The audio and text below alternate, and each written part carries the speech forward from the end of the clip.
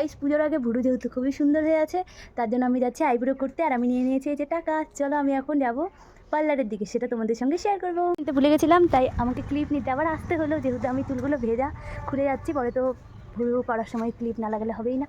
তো চলো যাই। দেখো আমাদের বাড়িতে তো একটু হালকা রৌদ্র কম, তাই ভেবেছিলাম হয়তো রৌদ্রটা কমই থাকবে।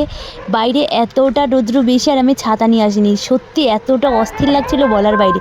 আর দেখো ওটা আমাদের ছিল স্কুলের পাশেই হচ্ছে বৌদির পার্লারটা। পার্লারে এসে দেখছি বৌদির দোকানে ছিল পাশের দোকানটা, সো কেউ ছিল না, যেহেতু আমি একটু বসে নিয়ে নিয়েছিলাম। তো চাইলে এখানে ফেসিয়াল, স্পা সব কিছু করতে পারো। বৌদির হাতের কাজ সত্যি অনেকটাই ভালো। আমবাড়িতে স্কুলের পাশেই যে পার্লারটা রয়েছে সেই পার্লারটা। আর এদিকে দেখো আমি তো ঢং করেই যাচ্ছি, এদিকে বৌদি আসছিল না। সো তারপরে দেখো আমি একটু ওয়েট করছিলাম, তখনই বৌদি এসে আমার ভুরুটা প্লাগ করে দিল। কিন্তু ওনার আর গল্পের শেষ নেই, তারপরেও কেউ এসে কথা বলছে। সো চলো যাই হোক, আবারও সেই রোদ্রে হেঁটে হেঁটে বাড়ি যেতে লাগছে।